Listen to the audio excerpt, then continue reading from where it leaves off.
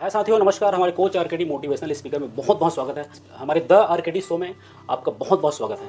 आज के हमारे खास मेहमान हैं राजश्री मैम जी, जो कि फाइनेंशियल एडवाइजर है। बहुत ही पावरफुल तरीके से आपको फाइनेंशियल की ऐसी ऐसी छोटी बड़ी आपको टिप्स देंगे कि आपकी फाइनेंशियल फ्रीडम बहुत ही जल्दी हाई लेवल में वो काफ़ी ऊपर जा सके।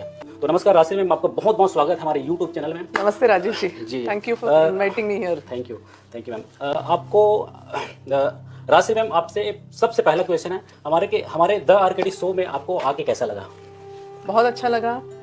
आपका ये जो प्रयास है कि आपके व्यूअर्स के लिए जो उनके इन्फॉर्मेशन आप उनको देना चाहते हैं, वो उनके लाइफ को कहीं ना कहीं कौन से क्षेत्र में इम्प्रूवमेंट करने के लिए आप ये इन्फॉर्मेशन जो लोगों को बुला रहे हैं और उनसे इन्फॉर्मेशन आपके व्यूअर्स तक पहुंचा रहे हैं, तो it is a very noble cause. तो इसकी वजह से क्या होगा, लॉट ऑफ पीपल उनको हेल्प मिल जाएगी अलग अलग जो क्षेत्र है उनके लाइफ के उसमें। और जैसे हमें पता है financial life is a backbone. हमें खुशी चाहिए, खुशी कभी मिलती है जब भी पैसा आता है, तभी खुशी मिलती है। पर सिर्फ पैसा होता है उनके पास खुशी होती है, ऐसा नहीं है।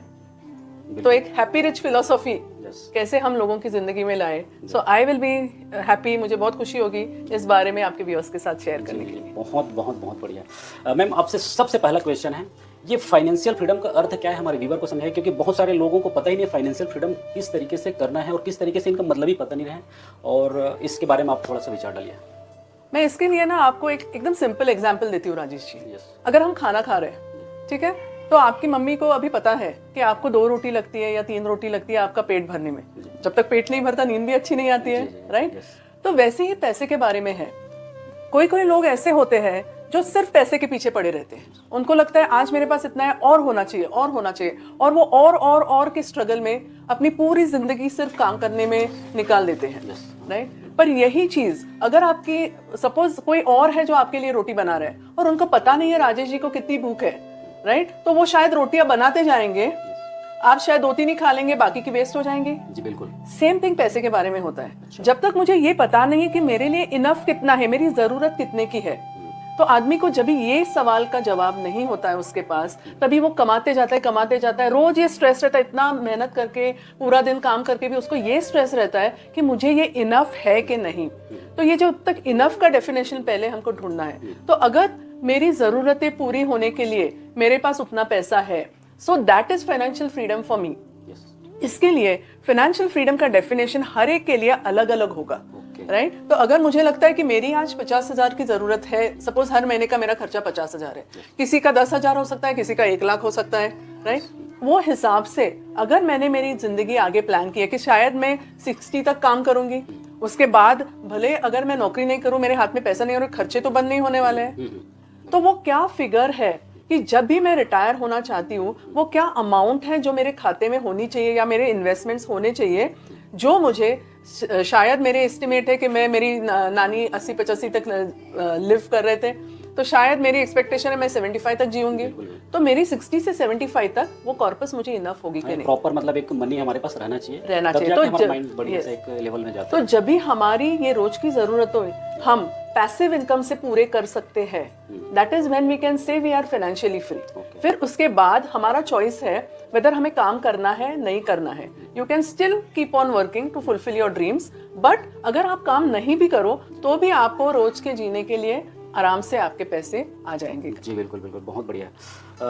राशि मैम, आपसे दूसरा क्वेश्चन है, हमारे फाइनेंशियल फ्रीडम को प्राप्त करने के लिए कैसे कुछ कदम बताएं जिसमें एक दिशा लोगों को पता चल जाए कि फाइनेंशियल फ्रीडम की दिशा में हम सबसे पहला कदम हमारा क्या हो? एक प्लान।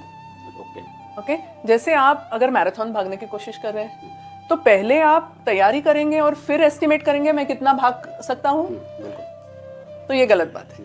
पहले आप डिसाइड करेंगे मुझे 42 किलोमीटर भागना है, मुझे 21 भागना है, कि मैं सिर्फ 10 किलोमीटर भागने वाला हूँ। फिर ये डिसाइड होगा कि आपकी ट्रेनिंग किस तरह से होगी। अगर आपको 10 ही किलोमीटर भागने हैं तो आपको रोज ट्रेनिंग करने की जरूरत नहीं है, पर अगर 42 कर रहे हैं तो रोज आपको कम से कम 5-10 किलोमीटर भागने की जरूरत है फॉर 6 मंथ्स, राइट? तो जब तक आपका टारगेट नहीं सेट होता, राइट, आपको पता नहीं चलेगा कि जो मैं कर रहा हूँ मेरी ट्रेनिंग सही चल रही है कि नहीं, मैं भाग सकूंगा कि नहीं, ये सब चीजों के आपके पास जवाब नहीं होंगे।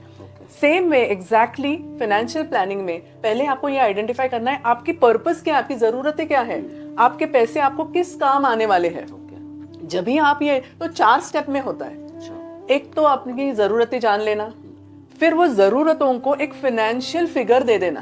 अभी मैं मेरा खुद का एग्जांपल देती हूँ। Okay, today I am around 54 years old. मेरा सपोज मैंने अज्यूम किया मेरा महीने का खर्चा सिंपल लाइफस्टाइल का इज अराउंड 60,000 पर मंथ। तो मैंने ये इन्फ्लेशन सब अकाउंट करके ये एस्टिमेट किया है कि by the time I am 60, अगर मैंने डिसाइड कर लिया कि 60 में मुझे अभी काम नहीं करना है, तो मेरी लाइफस्टाइल सस्टेन होने के लिए मुझे अराउंड 4.32 करोड़ की जरूरत है। So this is a calculation. ये अगर डेडिकेटेडली आप कैलकुलेशन करो, अभी मुझे पता है सेकंड स्टेप। ओके, तो फर्स्ट स्टेप हो गई पर्पस इज मेरा रिटायरमेंट।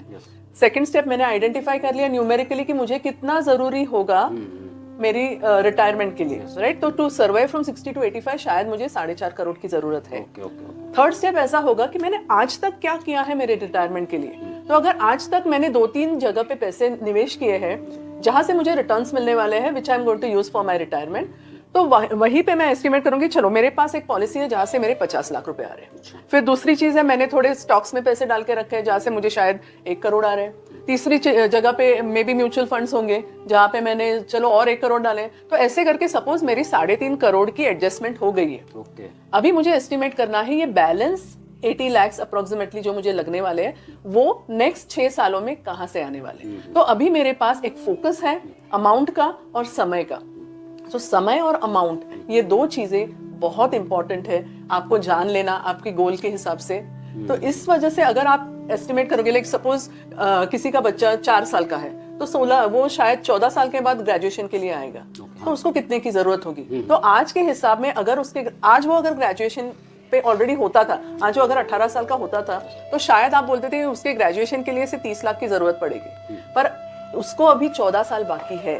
तो 14 साल के बाद यही 30 लाख की बजाय आपको शायद 60-70 लाख लगने वाले हैं। तो ये जो हमारा परसेप्शन है वो हम आज के हिसाब से सोचते हैं, वो हमें फ्यूचरिस्टिक वैल्यू ऑफ अपनी गोल आइडेंटिफाई करने के बाद ही मिलेगा। पता चलता है। और फिर फोर्थ स्टेप है कि मैं कहाँ पे निवेश करूं। अभी जो मुझे ये 80 लाख जमा करने हैं, अभी मैं what are the steps I should take to do that.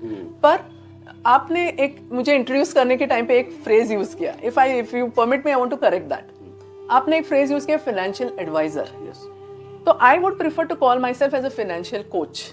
अभी इसमें फर्क क्या है आप पूछेंगे, तो एडवाइजर कोच सिमिलर रहते हैं। तो कोच जो होता है उसका एक इंटेंशन होता है कि आपको आपकी डेस्टिनेशन तक आपका हाथ पकड़ के ले चलेगा। आपको डांटे अगर मैं आपकी सपोज फिटनेस कोच हूँ, तो अगर आपने थोड़ा ज्यादा खाना कर लिया, मैं बोली आप कल खाना नहीं खाएंगे, कल नाश्ता स्किप करेंगे, आपने सिर्फ आज 2 किलोमीटर ही दौड़े, आपको 5 किलोमीटर दौड़ना है, तो I will ensure to push you, okay, because I feel responsible for your results. Lot of time advisers के पास ऐसे होता है वो ट्रांजैक्शनल बिजनेस करते हैं। ऐसा नहीं है कि ऑल करते हैं, बट लॉट ऑफ लोग क्या पूछते हैं, मेरे पास 10 लाख है मैं कहाँ पे निवेश करूं, और वो एडवाइजर भी तुरंत बोल देते हैं अरे आज ये अच्छा है, आज ये स्कीम अच्छी है, आज ये इंश्योरेंस अच्छा है, आप इधर निवेश कर दो। तो ये गलत होगा। इसके लिए कोच की एक रिस्पॉन्सिबिलिटी बहुत ज्यादा होती है उनके इन्वेस्टर्स के लिए, and that is why I prefer कि मैंने अगर किसी की रिस्पॉन्सिबिलिटी ली तो I want to hand hold that family till the end of that destination. मुझे आपको आपके डेस्टिनेशन तक पहुंचाने में ज्यादा आनंद है। चलिए बहुत अच्छा मैम, आपकी जो हर चीज़ की प्लानिंग तो आप करते हैं, जैसे फाइनेंशियल प्लानिंग है, हमारे व्यूअर को बजट बनाने और खर्च जो एक्सपेंस करने के सबसे एक फास्टेस्ट फार्मूला बताएं। ये बहुत बढ़िया सवाल है राजेश जी, क्योंकि ये सबसे बेसिक सवाल है। This is also the beginning of a financial plan, कि अगर मैं 100 रुपया हर महीने कमा रही हूँ तो उसमें से मैं कितना एस्टिमेट करके सेव कर सकती हूँ। तो अगर आप एक अच्छा फॉर्मूला मुझसे पूछे तो मैं बोलूँगी अगर आप पहले दिन से 30% ऑफ योर सैलरी सेव कर सकते हैं तो इससे आप बहुत बड़ी हद तक आपका फाइनेंशियल फ्रीडम के मार्ग पे ऑलरेडी चल चुके होंगे। तो मैं यंगस्टर्स को एक तो यही है, फर्स्ट थिंग इम्पोर्टेंट इज आप जिस दिन पहला आपका पगार हाथ में आए उससे पहले आपके हाथ में ये प्लान होना चाहिए कि मेरी जरूरतें कितनी है।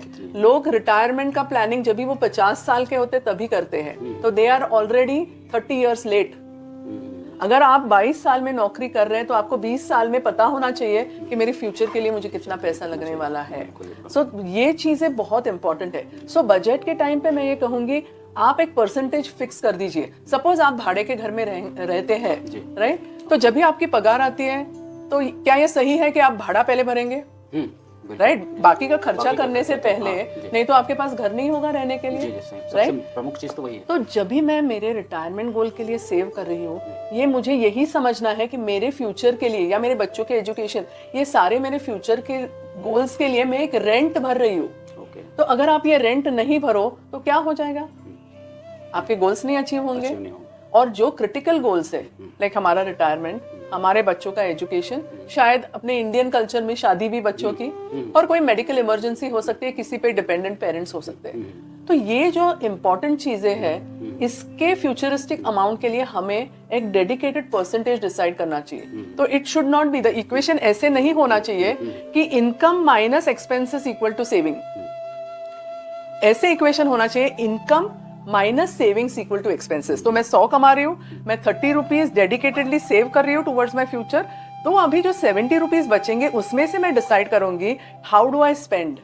मैं कितने का रेंट पे घर ले सकती हूँ, मेरा कितना इस पे खर्चा हो सकता है, मैं कितने का EMI ले सकती हूँ, राइट। EMI का कैलकुलेशन लोग जनरली ये बड़ी मिस्टेक करते हैं। और आज के यंगस्टर्स के लिए मैं ये कहना चाहूंगी कि शुरुआत में आप बैड डेट्स में नहीं पड़े। बैड डेट्स मतलब क्या, क्रेडिट कार्ड पे लोन लेना, राइट। EMI इस चीज के लिए लेना जो डेप्रिसिएटिंग एसेट्स है। आपको पहला फोन चाहिए तो आईफोन चाहिए, पहला टैब चाहिए तो हाई क्वालिटी टैब चाहिए, पहली गाड़ी चाहिए तो SUV चाहिए। ये क्यों जरूरी है?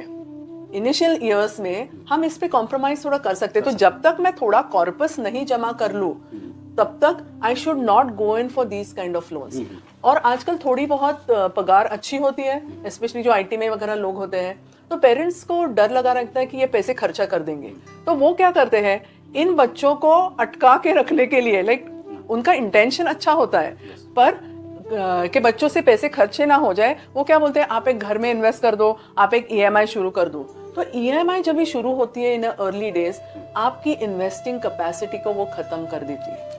और आपको एक बार आदत लग गई EMI पे, क्रेडिट कार्ड पे आप लोन लेते रहेंगे, तो आपको आगे चल के इसकी आदत पड़ेगी, और लॉन्ग टर्म में this is going to be very harmful for your financial plan. Rajshree ma'am, आपसे अगला सवाल है, हमारे कर्ज को जल्दी से जल्दी दूर करने का फास्टेस्ट आपका थोड़ा सा फार्मूला बताएं आप, बहुत ही जो कि फास्ट काम आ सके किसी की। आजकल फास्ट का जमाना है, यस, राइट, पर पैसे की ग्रोथ भी फास्ट तरीके से नहीं होती है। यस, ज्यादा करके फास्ट गाड़ी चलाएंगे तो क्या है, रिस्क ज्यादा हो जाता है, एक्सीडेंट हो सकता है, राइट। तो वैसे ही जब भी हम लोन लेते हैं, तो फर्स्ट स्टेप मैंने आपको सबसे इंपॉर्टेंट चीज बताई कि आप किसी भी डेप्रिशिएटिंग एसेट के लिए पहले तो लोन लेने से अवॉइड कीजिए in your early years, right. Second चीज ये है, जब भी आप लोन लेते हैं, जब भी आप यंग होते हैं, तभी आप ज्यादा से ज्यादा टेन्योर के लिए लोन लीजिए। सपोज एक यंगस्टर है जो से 30 साल का है, और वो सपोज एक घर के लिए लोन ले रहा है, तो नॉर्मली क्या टेंडेंसी होती है कि मेरा लोन है ना 10 साल में खत्म होना चाहिए, मैं तो 5 साल का ही EMI लूंगा, और उसमें लोगों को बहुत फक्र लगता है कि देखो मैं 5 साल के अंदर ये खत्म कर सकता हूँ। पर जैसे मैंने पहले भी बताया, इसमें क्या होता है, आपकी इन्वेस्टिंग कैपेसिटी पूरी खत्म हो जाती है। आपको ऐसा कोई भी लोन नहीं लेना है जहां पे आपका पूरा सैलरी EMI में चले जा रहा है, क्योंकि जैसे मैंने बताया, एक सबसे इंपॉर्टेंट फैक्टर आपके मनी ग्रोथ में है, दैट इज टाइम। आप जितना टाइम आपके इन्वेस्टेड मनी को दोगे, उतना ज्यादा ग्रोथ आपको देखने को मिलेगा। तो ये EMI लेने से क्या होगा, अगर आप आपका इन्वेस्टमेंट जर्नी 40 इयर्स के बाद शुरू करेंगे, तो आप सिर्फ 15 या 20 साल ही दे पाएंगे आपके पैसे को बढ़ने के लिए, राइट। तो हम ऐसे बोलते हैं कि जब भी आप एक लोन ले रहे, सपोज मैंने लोन लिया, तो मेरा मैक्सिमम टेन्योर के लिए क्या लोन हो सकता है। देखो, लोन लेने के टाइम पे हर एक जन ये डिसाइड करता है कि मेरी EMI की कैपेसिटी कितनी है। तो अगर मेरी EMI की कैपेसिटी से 1 लाख रुपया है, मैं 1 लाख रुपया अफोर्ड कर सकता हूँ, तो मुझे अगर लोन का टेन्योर बढ़ाने से वो 1 लाख के बजाय अगर आपका इंस्टॉलमेंट 70,000 का हो जाता है, तो हम ये रिकमेंड करते हैं आप कॉन्शियसली वो बैलेंस 30,000 जो कि आपकी कैपेसिटी है, राइट, वो 30,000 आप डेडिकेटेडली एक सिस्टमैटिक इन्वेस्टमेंट में डाल दीजिए, जिसकी ग्रोथ 10 साल में आपके लोन के इंटरेस्ट, शायद आपका लोन का इंटरेस्ट 9.5-10% होगा, 10.5 होगा, पर अगर आप यही पैसा मंथली निवेश करते हैं, तो उसमें रिटर्न्स, हिस्टोरिकल डेटा बताता है कि अराउंड 15 to 16% कम से कम आपको मिल सकते हैं। तो ये जो 5-6% ऊपर, ये जो बैलेंस 30,000 आपको 5-6% के ऊपर आपको इन्वेस्टमेंट में ग्रोथ मिल रही है, वो एक बड़ा फायदा कर सकती है आपको लोन प्रीपे करने में।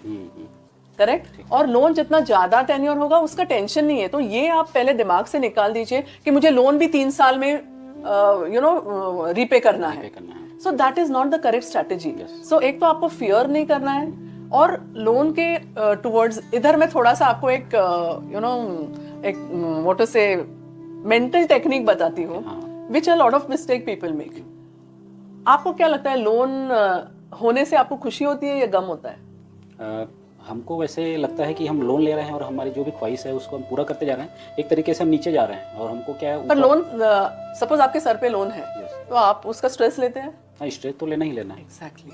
तो हम जो हमारी फीलिंग्स, देखो मनी के साथ ये एक इम्पॉर्टेंट टेक्निक है, राइट, कि जो मनी के साथ आपका बिहेवियर कैसा है, आप क्या सोचते हैं पैसे के बारे में, this is also very very critical. तो जब भी हम लोन की बात करते हैं तो लोग बोलते हैं अरे बाप रे मेरे सर पे इतना लोन है। They talk about loan as a burden, whereas loan is actually playing the role of a supporting actor है आपके लाइफ में। जब भी आपके हाथ में पैसे नहीं थे तभी इसी लोन ने आपको ये घर लेने में मदद की है, और उस वजह से आप आपकी ये प्राइवेसी, आपका अच्छा घर एंजॉय कर रहे हैं। तो आपकी टेंडेंसी कैसे होनी चाहिए लोन की तरफ, भाई तू तो मेरा सेवियर है, राइट, तो बहुत बहुत धन्यवाद कि तू मेरी जिंदगी में है। कितनी बड़ी बात है कि आपके पास कैपेसिटी है लोन लेने की और ईएमआई भरने की, तो आप ग्रेटफुल होने चाहिए पहले तो आपके लोन के टुवर्ड्स। तो don't give this feeling to your loan कि as if you are a burden in my life. आप हमेशा आपके लोन को थैंक यू बोलो कि भाई आज तू मेरी मदद करने आया, अभी जल्दी से मेरी जिंदगी से निकल के दूसरे की किसी की मदद करने चला जा। तो जब भी आप ये टेंडेंसी रखोगे तो आप ये भी जान लोगे कि आपको अपॉर्चुनिटीज मिल रही है उस लोन को जल्दी जल्दी रीपे करने की, राइट। पर कभी भी, और एक बड़ी मिस्टेक करते हैं लोग लोन के बारे में, अगर कहीं से मुझे अचानक पैसे आ जाए, किसी ने मुझे गिफ्ट में दे दिए, किसी एंसेस्ट्रल प्रॉपर्टी से आए, मुझे बोनस मिला, तो लोग क्या करते हैं, वो पहला पैसा लोन रिपेमेंट, चलो मैं 2 इंस्टॉलमेंट जल्दी रीपे करता हूँ। अभी जैसे मैंने बताया, difference in the correct investment, अगर आप लॉन्ग टर्म के लिए करेक्ट इन्वेस्टमेंट कर रहे हो तो उसमें आपका रेट ऑफ रिटर्न लोन के इंटरेस्ट रेट से ज्यादा होता है। तो इसकी वजह से अगर मैं 100 रुपया मेरा 15% से निवेश हो रहा है और मेरा 100 रुपया का लोन है जो 10% से है, तो वो लोन रीपे करने में मतलब नहीं है। मैं इस जो निवेश कर रहा हूँ उसको कायम रखूंगा, लोन को कायम रखूंगा, जब तक ऐसी सिचुएशन नहीं है कि मुझे नौकरी छोड़नी है या मेरी ईएमआई भरने की कैपेसिटी नहीं है, तब तक आप आपका ये पैसा इन्वेस्टमेंट द्वारा आप उसको बढ़ाते रहे। और एक अपॉर्चुनिटी जब भी आपको लाइक ऐसे कोई इंसिडेंट आए तो ही उसको लोन रीपे करने में यूज करें। तो ये मिस्टेक नहीं करें कि लोन को रीपे करने की जल्दी में आप सारा पैसा जो आ रहा है वो सिर्फ लोन में रीपेमेंट में डालते जाए। माइंड में एक ऐसा रहता है कि बस लोन को बस जल्दी जल्दी क्लियर कर लें, उसके बाद हम फ्री हो जाएं, इस तरीके से। अभी जल्दी जल्दी में अभी तक तो आया नहीं है, अपने को बच्चा चाहिए तो हेल्दी चाहिए ना। ऐसे कोई बोल नहीं सकता कि मुझे कंटाला आ गया है तो बच्चे को जल्दी जल्दी आने दो, then it will not be a healthy baby. So the same way with your money, ये आप जल्दी जल्दी में ना, ये फास्ट लाइफ में you are making your money also suffer, which we want to avoid. चलिए मैम, बहुत अच्छा लग रहा है आपसे बात करके और हमारे ऑडियंस को बहुत ही एक एनर्जी मिल रहा होगा। दोस्तों मेरे साथ बोलिए, जैसे मैम बोले हैं पैसे को अपने साथ रखना है, पैसे को अपना दोस्त बनाना है, तो मेरे साथ बोलिए पैसा मेरा सबसे अच्छा दोस्त है, जो हर बार आता है, बार बार आता है, नए नए तरीकों से आता है, दिन में भी आता है, रात में भी आता है, जाऊँ तो भी आता है, सोऊं तो भी आता है। तो पैसे को हमको फ्रेंड बना के रखना है, न कि उसको बंडल में लेके चलना है। पैसे को अपने साथ देखिए, पैसे को दिन और रात देखिए, क्योंकि पैसे आपके, जैसे आप बिस्तर से उठते हैं और रात को सोते तक आपको पैसे के अलावा पैसे आपको हर चीज़ के लिए जरूरत पड़ता है। दोस्तों राजश्री मैम, आपसे अगला सवाल है, फाइनेंशियल फ्रीडम के लिए हमको माइंडसेट की कैसे टाइप की जरूरत पड़ती है? माइंडसेट कैसे रहना चाहिए हमको फाइनेंशियल फ्रीडम के लिए? एक तो ये बिलीव करना चाहिए कि जो मैं पैदा हुई हूँ इस धरती पे वो अबंडेंस के साथ पैदा हुई हूँ, कि ऐसा जरूरी नहीं है कि मैं सपोज एक मिडिल क्लास फैमिली में पैदा हुई तो क्या मैं बड़े सपने नहीं देख सकती? जरूर देख सकती हूँ। आज हम देखते हैं कि जो सारे बहुत बड़े मिलियनर्स है, बिल गेट्स है, अपने टाटा है, अंबानीज है, ये सारे लोग have come from a very humble background, right. जो सक्सेसफुल लोग हैं उसमें एक चाह थी कि मैं सक्सेसफुल बन के ही दिखाऊंगा। तो एक तो ऐसे कोई भी बैकग्राउंड नहीं है जहां से आप आ रहे हैं और आप सक्सेसफुल नहीं बन सकते, बिकॉज आपको ये अंडरस्टैंड करना है कि नेचर ने आपको अबंडेंट ही पैदा किया है। आप जो मांगेंगे वो आपको तथास्तु बोल के ही देती है नेचर। अभी नेचर से हमको क्या मिलता है? पत्ते मिलते हैं, पानी मिलता है, पत्थर मिलते हैं पत्थर मिलते हैं, फ्रूट्स मिलते हैं। तो क्या नेचर ऐसे बोलता है कि आप लिमिटेड ही खाओ, लिमिटेड ही सांस लो? नहीं ना।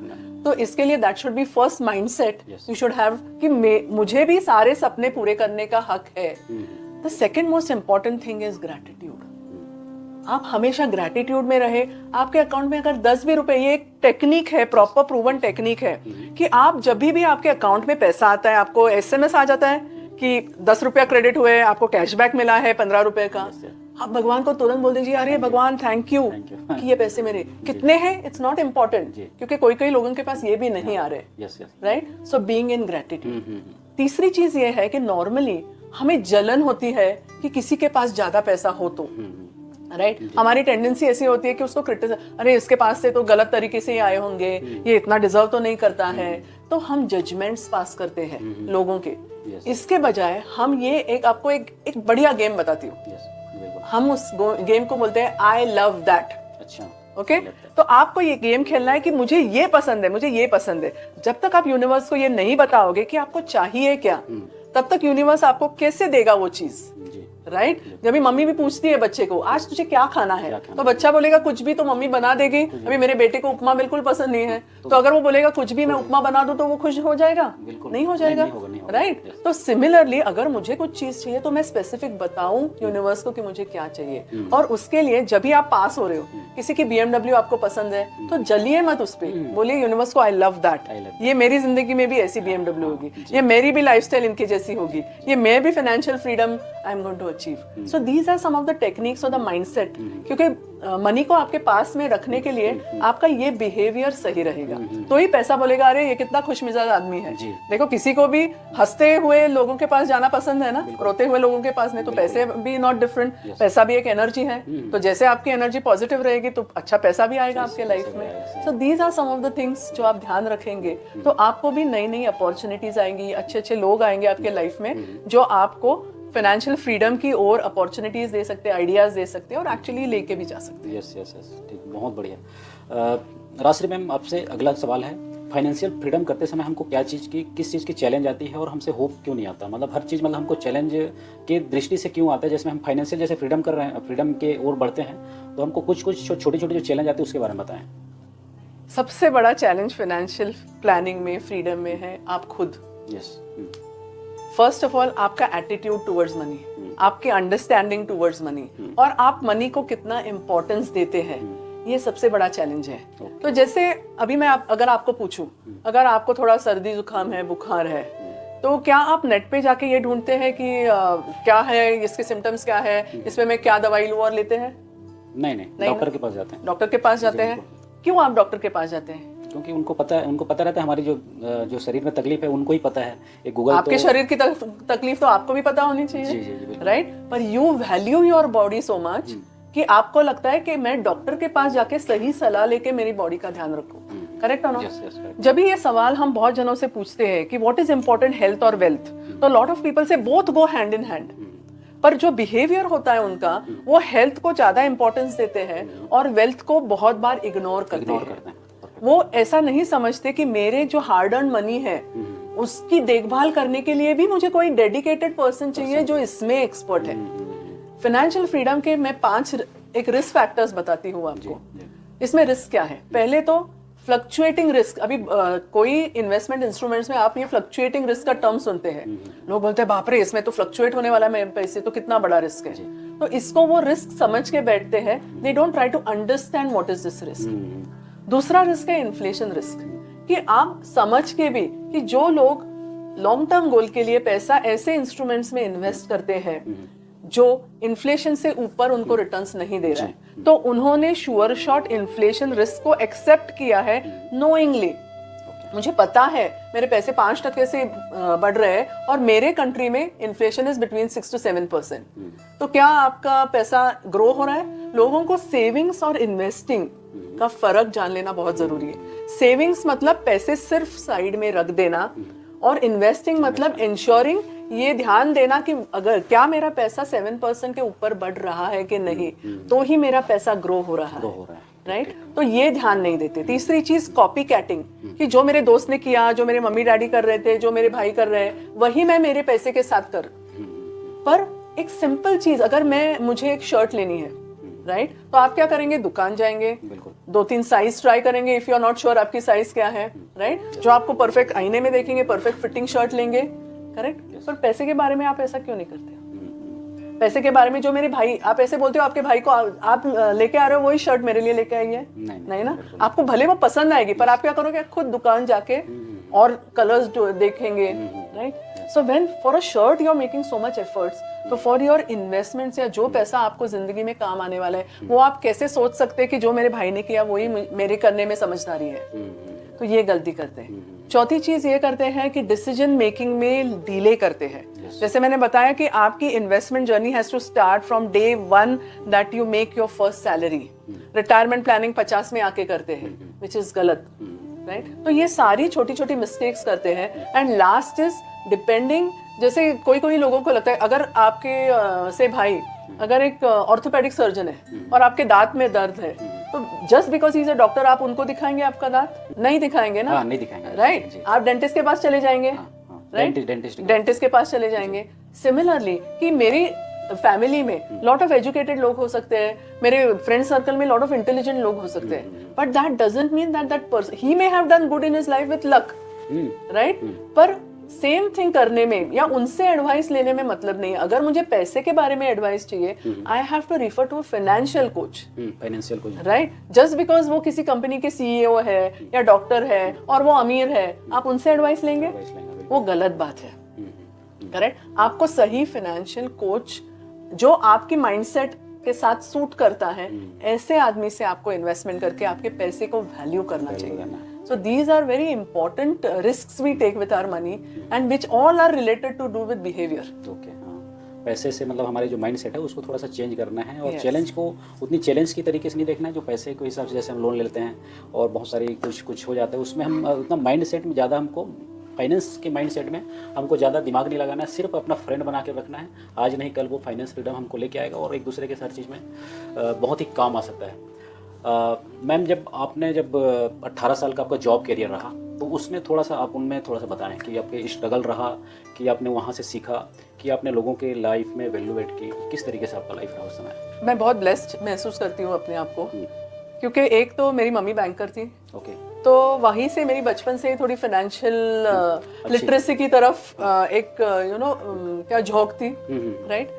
और एक दूसरी चीज़ बहुत अच्छी हुई, एट द एज ऑफ 21 जब भी मैंने एक मल्टीनेशनल बैंक ज्वाइन की, तो मेरे एक कलीग थे और वो मुझे हमेशा गाइड करते थे। So I was blessed to find a coach without actually looking for him right from my age of 21। वो मुझे बोलते थे, राजश्री हमको है ना 40 ईयर्स में रिटायर होना है, और मैं उनको बोलती थी अरे नहीं, मैं 40 ईयर्स, मुझे तो काम करना है, मैं क्यों रिटायर होंगी 40 ईयर्स में?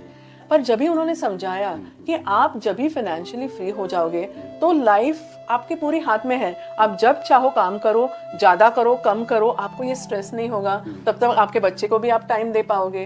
तो ऐसे सही प्लानिंग से, सही अंडरस्टैंडिंग से मैंने नॉट 40 पर 38 में ही मेरी ये मल्टीनेशनल जॉब छोड़ दी। बहुत लोगों ने मुझे बोला कि आप ये जॉब क्यों छोड़ रहे हो, but at that time I was making money passively more than what my salary paid me. So I thought कि ये बहुत अच्छा मौका है, मैं मेरे बच्चे को भी टाइम दे सकती हूँ, जब भी उसके क्रूशियल ईयर्स थे। ओके, तो मम्मी का एक घर होना इतना ही खुश करता था उसको, तो मुझे गुड ऑफ ऑल वर्ल्ड्स मिला। मैंने नौकरी भी की, उसमें भी अच्छा लगा, फिर पैसे भी टाइम पे जमा हो गए, जिसकी वजह से मैं मेरे बेटे को टाइम दे पाई।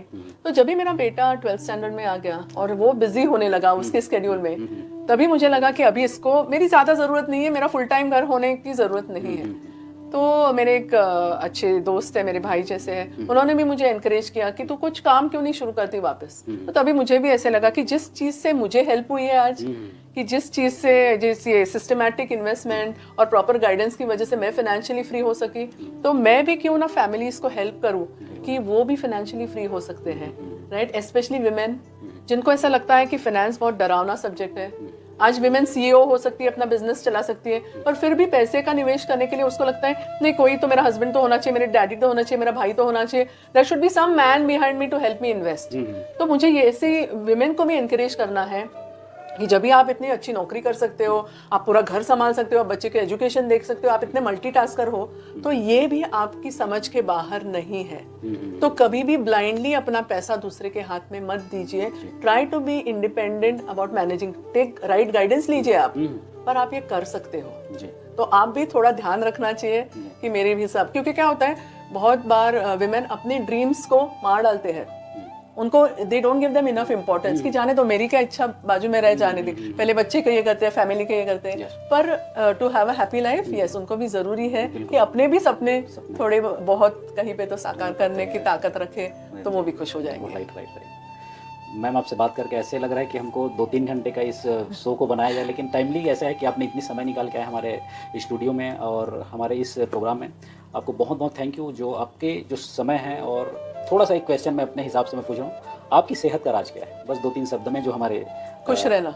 अच्छा भाई, अच्छा खुश रहना। तो ऐसे तो देखा जाए तो कोई मेरी सेहत को एकदम अच्छा नहीं बोलेगा, बट यस कि जब भी आप खुश रहते हो दोनों हिसाब से, राइट, मेंटली भी आपकी, देखो 4 बड़े पहिए हैं, राइट, एक तो आपकी हेल्थ, दूसरी आपकी वेल्थ, तीसरी आपकी रिलेशनशिप्स, और फोर्थ इज आपका मेंटल पीस। ये 4 पहिए हैं अपनी गाड़ी के। तो अगर ये चारों थोड़े बैलेंस में होंगे तो ही आपकी लाइफ सुकून होगी। तो हमारा यही एक मोटो है कि आपको एक हैप्पी रिच लाइफ होनी है। हैप्पीनेस होना चाहिए कि चलो आप स्वस्थ है, आपके पास इनफ पैसा है जो आपकी जरूरतें पूरी कर रहा है। बहुत एग्जॉर्बिटेंट होने वाले लोग भी बहुत खुश है, ऐसी बात नहीं है, राइट। फिर मेंटल पीस है, क्या आप काम रह सकते हैं कोई भी सिचुएशन में, और आपके रिलेशनशिप्स, आपके पास सोलफुल रिलेशनशिप्स है कि नहीं, आपको दोस्तों के साथ टाइम बिताना है, फैमिली को ध्यान रखना है, और अपना मी टाइम भी आपको खुद के द्वारा भी आपकी बहुत बड़ी रिस्पॉन्सिबिलिटी है। क्योंकि देखो अगर आपके कप में चाय नहीं है तो आप सॉसर में क्या डालोगे, राइट। तो अगर मेरे अंदर खुशी नहीं है तो मैं क्या बांटूंगी, अंदर वैल्यू ऐड कर ही नहीं जा एग्जैक्टली। तो मेरा खुद का हैप्पी होना बहुत जरूरी है, and on a day to day basis. मुझे किसी चीज के होने के बाद मैं हैप्पी होंगी ये बात नहीं सोचनी है कि मैं पहले हैप्पी हूँ तो हर चीज मैं खुशी से कर पाऊंगी। तो ये है राज एक हैप्पी रिच लाइफ का। जी, बहुत बहुत आपका थैंक यू जो हमारे इस शो में आए। दोस्तों, मेरे टीचर कहते हैं, if you stop learning will you stop earning. जब आप सीखना रोक देते हो तो ऑटोमेटिक आपकी जो फाइनेंशियल फ्रीडम है वो नहीं आ सकता, या फिर आपका अर्निंग जो है, अर्निंग का पार्ट जो रुक जाता है। तो आप सीखते रहिए कुछ ना कुछ अपने लाइफ से, या फिर अपने कोच से, या फिर अपने हर चीज़ में कहीं ना कहीं हमको कुछ ना कुछ सीखना चाहिए।